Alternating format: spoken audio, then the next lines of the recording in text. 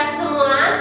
Pada hari ini kita akan melakukan ibadah untuk memperingati Hari Kemerdekaan. Meskipun pada saat hari ini kita masih melakukan ibadah online di rumah kita masing-masing, tapi saya percaya kalau kuasa Tuhan dinyatakan dalam kehidupan kita selama kita memuji dan memuliakan nama Tuhan dengan sungguh-sungguh. So, sore hari ini mari kita siapkan hati kita untuk memuji dan meninggikan nama Tuhan. Sebelum kita mulai ibadah hari ini untuk 90 menit ke depan, mari kita silent HP kita dulu, kita fokuskan hati dan pikiran kita untuk memuji dan memuliakan nama Tuhan. Are you ready?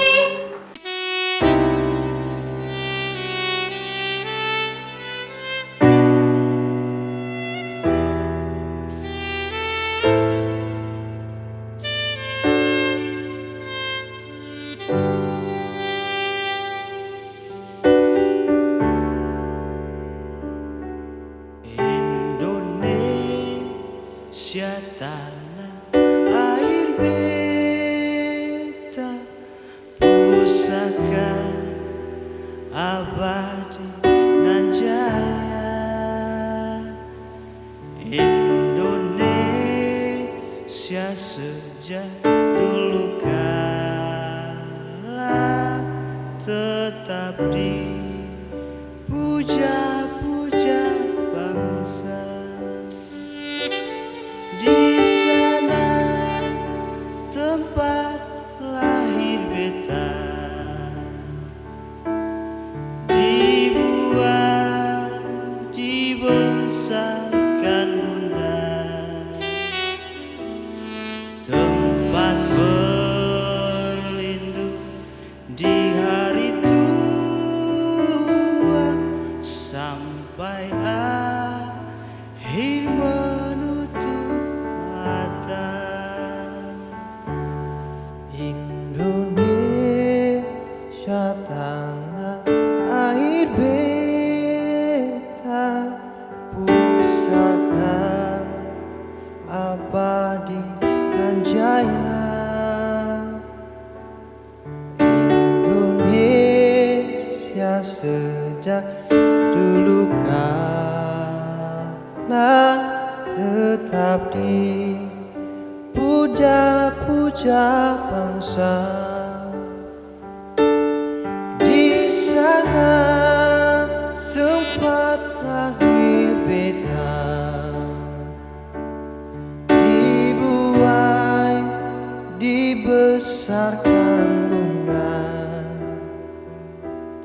tempat berlindung di hari tua sampai akhir menutup mata.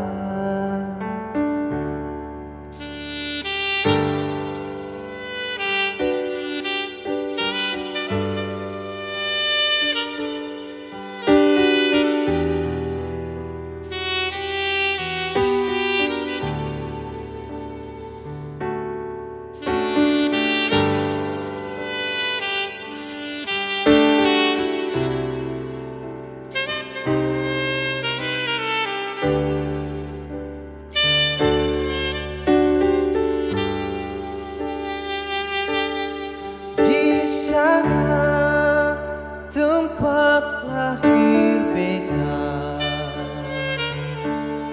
dibuat dibesarkan bunda,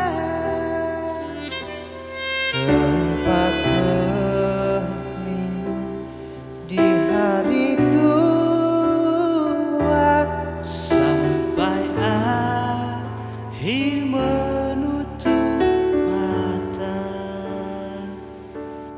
Tempat berlindung di hari tua sampai akhir menutup mata.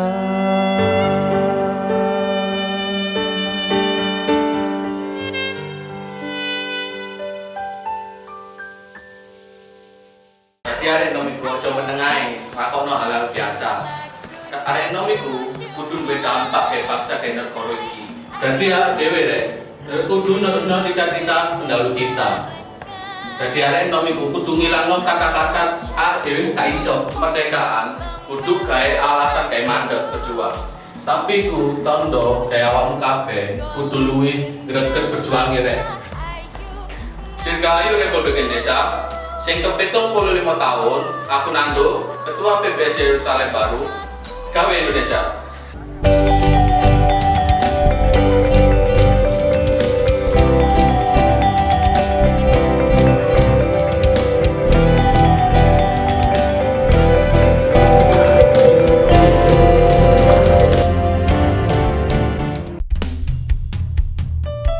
Biar kita sama-sama mau bersyukur di hadapan Tuhan. Biar kita sama-sama mau meninggikan Tuhan. Ini doa kami Tuhan. Pulihkan negeri kami Tuhan. Kami umat-Mu rendahkan diri, sujud dan berdoa, mencari wajah-Mu, berpaling dari jalan kami yang jahat.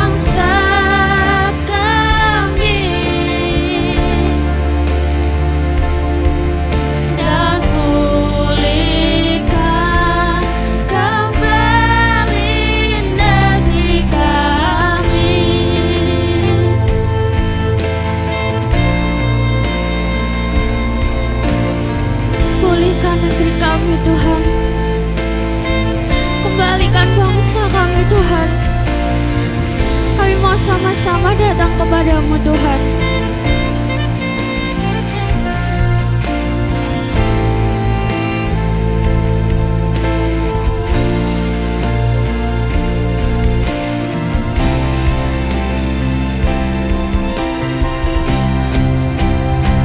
Tuhan, pulihkan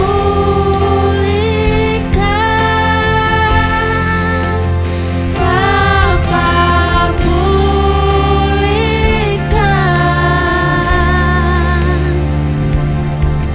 kembalikan bangsa kami kepadamu.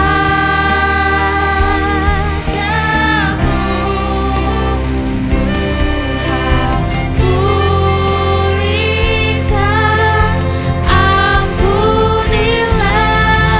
bangsa kami, dan pulihkan kembali negeri kami, dan pulihkan kembali negeri kami, dan pulihkan kembali negeri kami.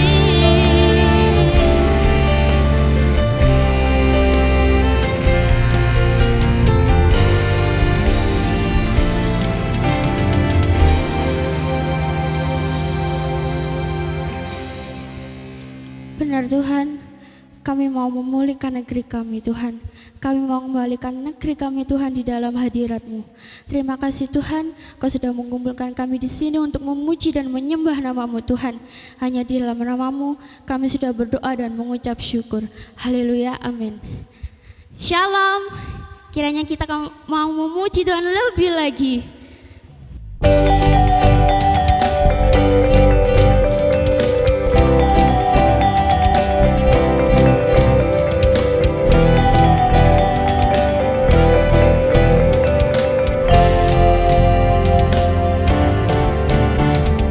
Kami yang telah ditebus dengan darah yang kudus, mengangkat pujian bagi-Mu. Kami bait kudus-Mu sebagai bukti karya-Mu, nyatakan Kau besar dan hidup. Berlari sampai tujuan, mendapatkan mahkota kekal.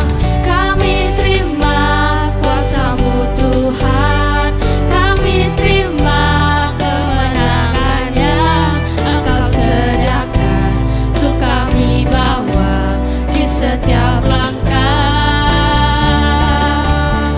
Dimanapun kami berdiri, kemanapun kami kan pergi, di situ pasti mujizat-Mu terjadi.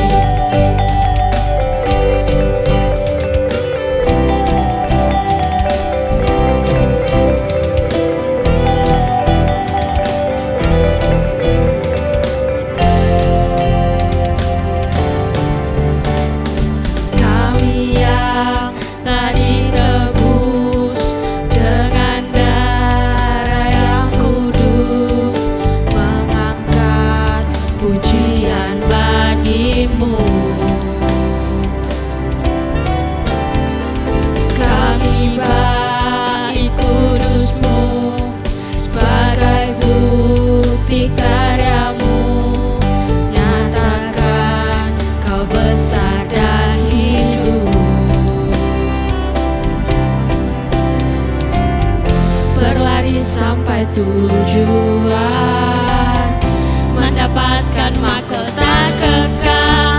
Kami terima kuasa-Mu Tuhan, kami terima kemenangan yang Engkau sediakan untuk kami bawa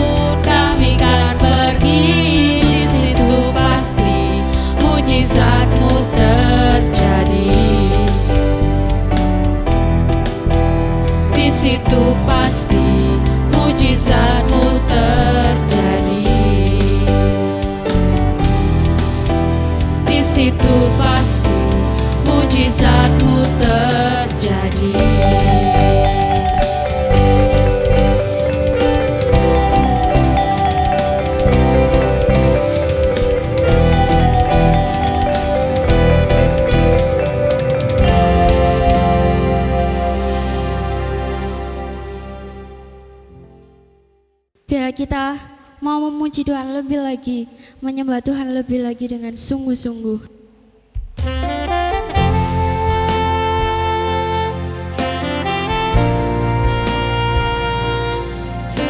Sebab Yesuslah Tuhan yang layak ditinggikan, yang layak disembah oleh suku-suku bangsa. Dan dengan darah Yesus kita telah ditebus. Terima kasih Tuhan.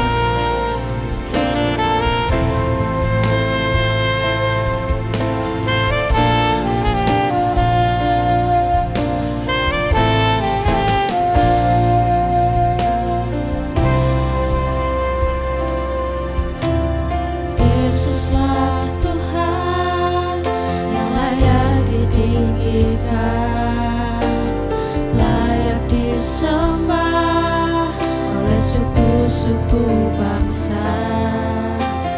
Dengan darah-Mu Kau telah tebus dosaku. Genapi Tuhan firman-Mu atas negeriku. Hatiku rindu melihat kemuliaan-Mu. Hatiku rindu melihat curahan kuasa-Mu di tanah tercinta, negeriku Indonesia. Ku berdoa Indonesia, penuh kemuliaan-Mu Indonesia, bagi kemuliaan-Mu. Ya Allahku, nyatakan kemuliaan-Mu. Ya Allahku, nyatakan curahan kuasa-Mu di tanah tercinta, negeriku Indonesia. Ku berdoa Indonesia, penuh kemuliaan-Mu Indonesia, bagi kemuliaan-Mu.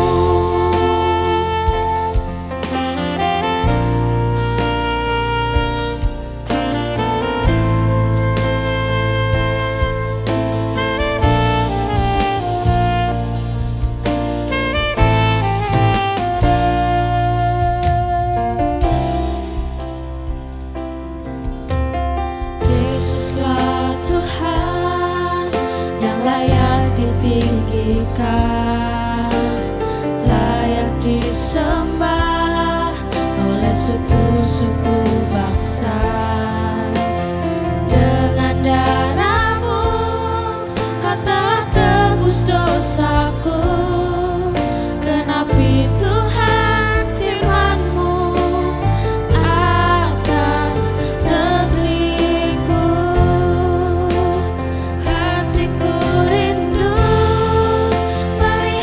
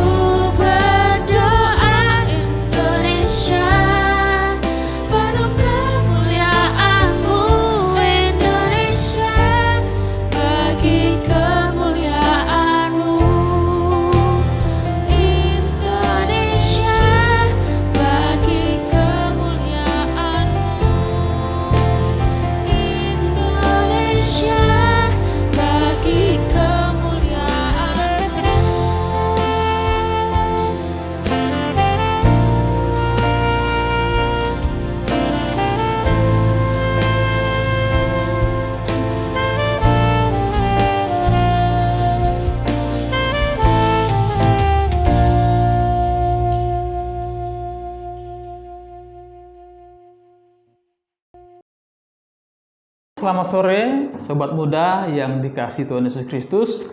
Dalam momen kemerdekaan kali ini, kita akan kembali mendengarkan firman Tuhan. Sebelumnya kita akan berdoa. Bapa yang baik, terima kasih untuk perhatian Tuhan, kasih setia Tuhan bagi setiap kami. Di acara kali ini kami rindu untuk mendengarkan Engkau bersabda. Kami rindu diperkuat, bahkan diteguhkan oleh kebenaran firman Tuhan. Kiranya Engkau menolong waktu yang ada, sehingga pemberitaan firman Tuhan bisa memberkati setiap teman-teman muda dimanapun mereka berada. Dalam nama Tuhan Yesus kami berdoa. Amin. Oke, kali ini kita akan membahas satu topik mengenai hidup dalam kemenangan. Ya, teman-teman muda yang dikasihi Tuhan Yesus Kristus, momen kemerdekaan ini itu sangat diidentikan dengan kemenangan. Ya, tidak mungkin kita bisa merayakan kemerdekaan jikalau bangsa kita masih dikalahkan atau masih dijajah oleh para penjajah. Nah, kali ini kita akan melihat bagaimana Alkitab menjelaskan tentang yang namanya hidup di dalam kemenangan. Saya akan membacakan satu teks dari 1 Yohanes pasalnya yang kelima, ayat 4 dan ayat yang kelima. Sebab semua yang lahir dari Allah mengalahkan dunia. Dan inilah kemenangan yang mengalahkan dunia, iman kita. Siapakah yang mengalahkan dunia? Selain daripada Dia yang percaya bahwa Yesus adalah anak Allah. Berbicara tentang kemenangan, memang secara fakta kita bangsa Indonesia telah menang, telah merdeka 75 tahun. Kita telah merdeka. Tapi pertanyaannya, secara rohani, teman-teman muda yang dikasihi Tuhan Yesus Kristus, apakah kita memang sudah mengalami yang namanya kemenangan? Ya.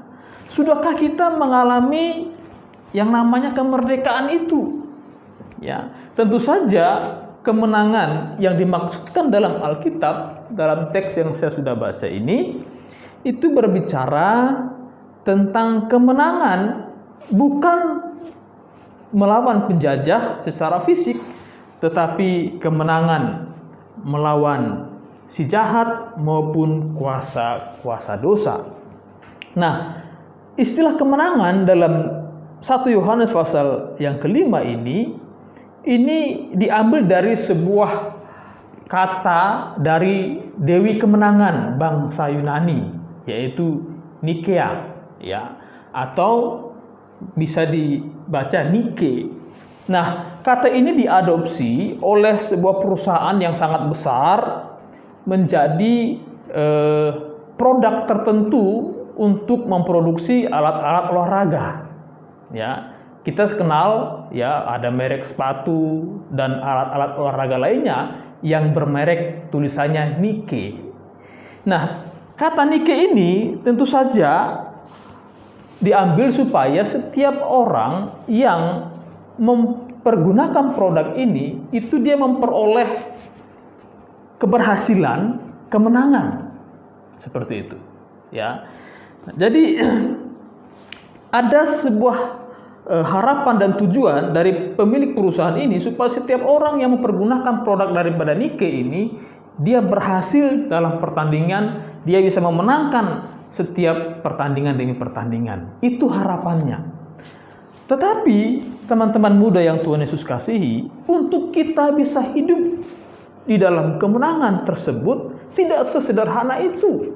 Tidak serta-merta ketika kita menggunakan produk dari Nike itu lalu kita pasti disebut sebagai pemenang dalam hidup ini. Tentu tidak seperti itu. Ada tahapan-tahapan ataupun ada kualifikasi yang harus kita miliki untuk kita bisa menjadi pemenang, ya, hidup di dalam kemenangan. Nah, ayat yang tadi saya sudah bacakan itu akan membimbing kita bagaimana kita bisa menang, atau dengan kata lain, orang yang hidup dalam kemenangan itu adalah orang yang seperti apa. Nah, saya akan bacakan kembali ayat yang keempat. Sebab semua yang lahir dari Allah. Ya, teman-teman muda, di sini dikatakan semua yang lahir dari Allah. Orang yang disebut sebagai pemenang di dalam hidup ini itu adalah orang yang lahir dari Allah. Ya, bukan orang yang di luar Kristus, tetapi orang yang lahir dari Allah. Apa maksudnya disebut sebagai orang yang lahir dari Allah? Nah, kata lahir dari Allah di sini menggunakan kata genao, ya. Kata genao ini dari kata dasar genos, gen, ya. Kata genos itu menjadi gen. Nah, kalau kita memahami istilah gen ini sangat identik dengan katakanlah seperti keturunan, ya. Misalnya kamu dari gen apa dan seterusnya. Nah, kata gen ini diartikan itu jenis atau macam, atau bisa juga kerabat, keturunan dan seterusnya. Dalam konteks kata gen ini kita mempelajari ternyata kata gen ini bukanlah kata yang berbentuk aktif, tetapi kata ini disebut sebagai kata yang berbentuk pasif. Kalau kita memahaminya, ya, kita bisa menjadi orang Jawa, kita menjadi orang Batak, kita berkulit hitam, kita berkulit putih. Itu bukan karena usaha kita, tapi itu tindakan pasif dari Allah untuk kita menjadi orang itu, menjadi bangsa itu, dan seterusnya.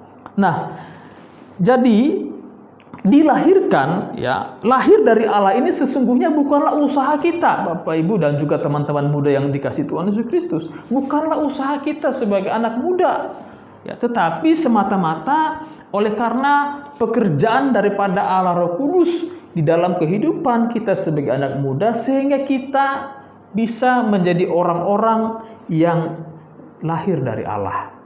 Ingat ketika Yesus berbicara dengan Nikodemus dalam Yohanes pasal yang ketiga. Yesus berkata kepada Nikodemus yang adalah seorang pemimpin agama Yahudi, ketika suatu malam Nikodemus datang kepada Yesus, ya, Yesus berkata kepada Nikodemus, jika engkau tidak dilahirkan kembali, engkau tidak akan bisa masuk ke dalam kerajaan sorga. Artinya apa? Bahwa dilahirkan kembali itu bukanlah usaha kita sebagai anak muda. Ya, meskipun anak muda ini punya kekuatan yang sangat super, ya, punya semangat yang luar biasa, tetapi dia tidak akan pernah bisa melahirbarukan dirinya. Hanya pekerjaan Allah melalui Roh Kudus yang membuat seorang muda itu bisa disebut sebagai orang yang lahir dari Allah. Nah, oleh sebab itu kita melihat di sini, ya, orang yang lahir dari Allah pasti adalah orang yang bisa disebut sebagai pemenang. Yang kedua, siapa yang disebut sebagai pemenang itu? Saya akan bacakan kembali ayat yang ini. Sebab semua yang lahir dari Allah mengalahkan dunia, dan inilah kemenangan yang mengalahkan dunia, iman kita. Sobat muda, orang yang disebut pemenang di dalam hidup ini itu adalah orang yang memiliki iman. Ya, tentu saja iman itu merupakan tindakan Allah di dalam diri manusia, tetapi di sisi lain kita memahaminya bahwa orang yang beriman juga pasti ada usaha di situ. Nah, disitulah kita punya usaha, ya.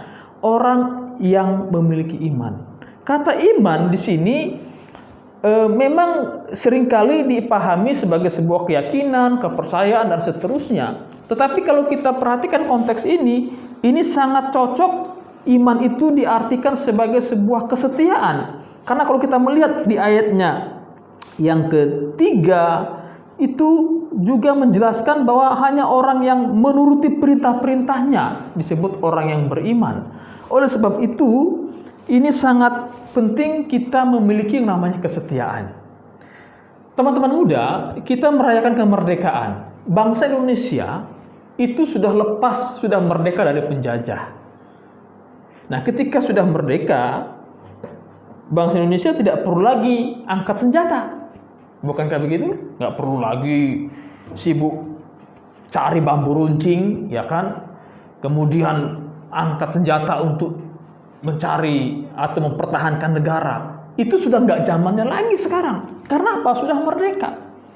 Tetapi saya mau katakan, ketika kita sudah dimenangkan atau sudah mengalami kemerdekaan dalam Kristus, ya memang secara fisik kita nggak perlu mengangkat senjata dan seterusnya. Tetapi secara rohani kita tetap harus memiliki kesetiaan. Ya, ketika kita tidak lagi memiliki kesetiaan itu, maka kita pasti kembali akan diperbudak oleh dosa. Oleh sebab itu kesetiaan menjadi sesuatu hal yang sangat penting ya di dalam kehidupan kita sebagai anak muda. Ya.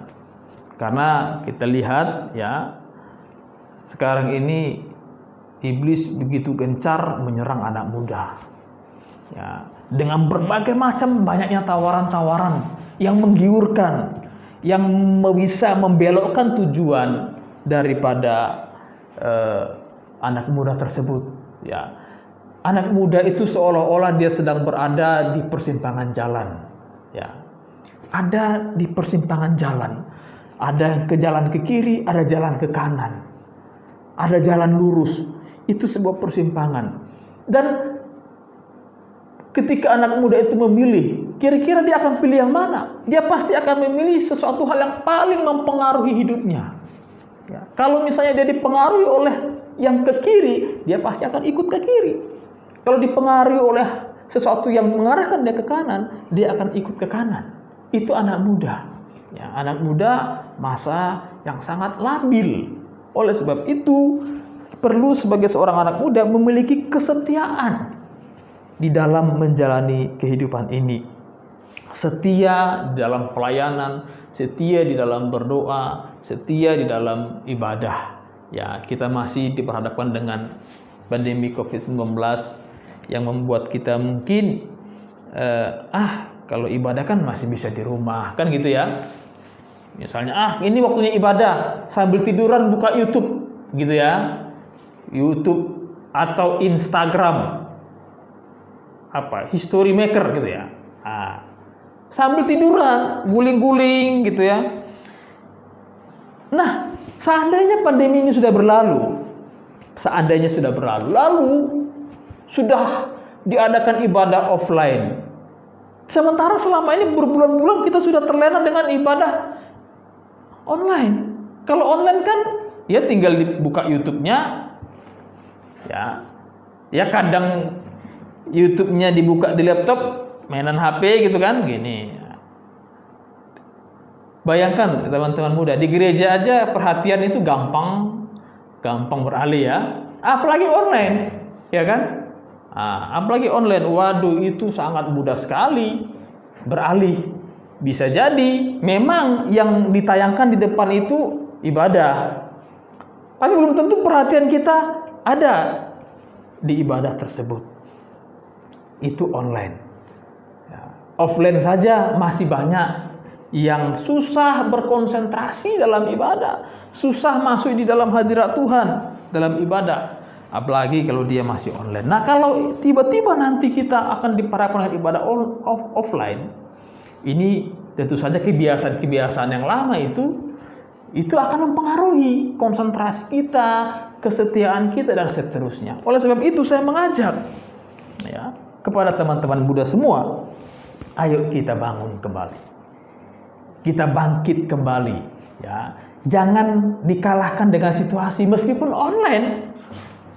Tetapi tetap kita merasakan ibadah dan merasakan kehadiran Tuhan di dalam ibadah itu. Ya. Dan saya yakin pemuda GBC Yerusalem Baru ya yang sementara ini sedang menyaksikan ibadah ini, dia sedang merasakan hadirat dan kuasa Tuhan dalam ibadah. Haleluya. Yang ketiga atau yang terakhir, orang yang menang itu seperti apa? Saya akan bacakan. Dan inilah kemenangan yang mengalahkan dunia.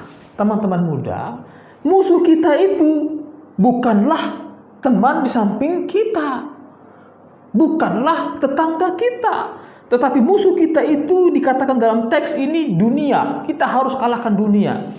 Nah, seringkali dalam Alkitab dunia itu dipahami atau dimaknai tidak pernah tunggal. Seringkali maknanya itu ganda, bisa 3, 4, 5 makna dari kata dunia. Dalam konteks 1 Yohanes pasal 5 ini, kata dunia ini dimaknai sebagai lambang umat atau lambang manusia yang dikuasai oleh si jahat, yaitu iblis. Lambang manusia yang terikat dengan kuasa dosa. Oleh sebab itu yang kita lawan, kuasa si jahat, ya. Oleh sebab itu, kalau dulu para pejuang mati-matian itu mempertahankan kemerdekaan itu dengan senjata. Mereka mengalahkan bangsa Belanda, bangsa Jepang, dan seterusnya yang menjajah Indonesia. Tapi untuk kita sebagai anak muda, musuh kita adalah kuasa jahat. Itu yang harus kita lawan. Lawannya dengan apa? Tadi dikatakan melawannya dengan iman, dengan ketaatan kita kepada Tuhan. Kita juga melawannya dengan kemampuan daripada Allah, karena Allah sesungguhnya telah melahirkan kita. Kita dilahirbarukan oleh Allah. Oleh sebab itu kita pasti mampu mengalahkan dunia ini. Ya. Jadi dunia ini di bawah kendali iblis. Ya. Kita harus bisa melawannya. Ya, kita seringkali diperhadapkan dengan pencobaan yang begitu hebat. Ya, kita itu bangun tidur itu sudah diperhadapkan dengan pencobaan, teman-teman. Buka mata sudah mikir. Pencobaannya satu. Saya ini mau langsung mandi untuk langsung kerja, atau saya bangun tidur itu mau baca Alkitab. Itu sudah pencobaan. Ya, ringan saja. Buka mata, bangun tidur setiap pagi, itu kita sudah diperhadapkan dengan pencobaan. Itu peperangan. Nah, pertanyaannya, kita bisa memenangkan peperangan itu atau tidak? Ya. Orang yang menang pasti dia orang yang pernah perang. Nggak mungkin tiba-tiba kita disebut pemenang sementara kita tidak pernah berperang. Ya, perang kita melawan apa? Melawan dunia ini dengan segala tipu muslihatnya. Itu kita lawan. Dengan apa? Dengan kekuatan daripada Allah, karena kita telah dilahirbarukan, juga dengan iman kita kepada Tuhan. Kiranya Tuhan Yesus terus memerdekakan kita, bahkan kita mampu hidup dalam kemenangan itu. Haleluya. Tuhan Yesus memberkati. Merdeka. Kita akan akhiri dengan doa. Terpujilah nama Tuhan yang telah memberkati ibadah dan juga khususnya perenungan firman Tuhan. Biarlah kami sebagai anak-anak muda mampu hidup di dalam kemenangan. Kami tahu hidup kami itu penuh dengan tantangan yang berat. Kami sering diperhadapkan dengan situasi-situasi yang bisa menjerumuskan kami kepada pemahaman yang keliru, bahkan perbuatan-perbuatan yang salah. Oleh karena itu, tolonglah kami Tuhan sebagai anak muda yang telah dilahirkan kembali oleh Allah. Sebagai anak muda yang memiliki iman, tolong kami supaya kami tetap mampu dan kuat mempertahankan hidup kami di tengah-tengah dunia yang jahat ini. Terpujilah nama Tuhan, kiranya damai sejahtera Allah daripada Allah Bapa, Allah Anak, dan Allah Roh Kudus senantiasa memberkati teman-teman muda GBI Yerusalem Baru dimanapun berada. Kiranya Tuhan Yesus menolong kami semua. Haleluya. Amin.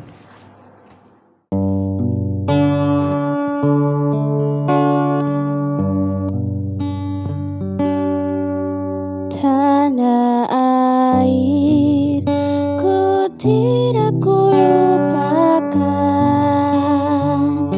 kan terkenang selama hidupku. Biarpun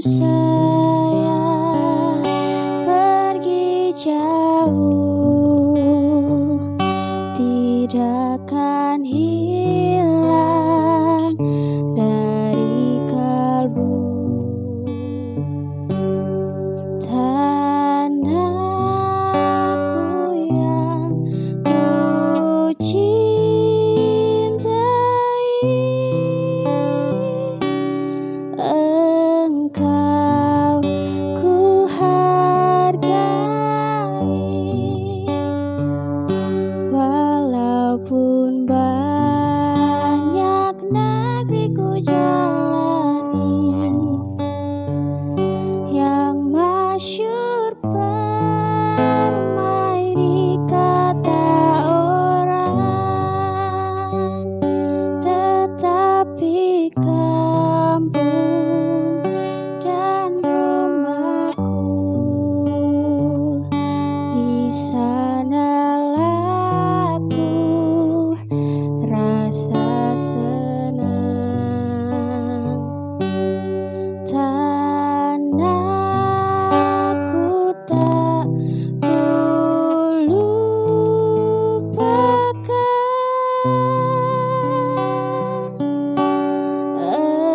Engkau ku banggakan.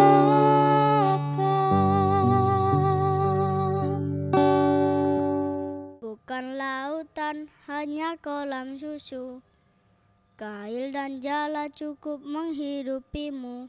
Itu kata-kata dari lagu Kus Plus. Tapi kata papa, tidak semua anak Indonesia bisa merasakan minum susu. Buat makan saja susah.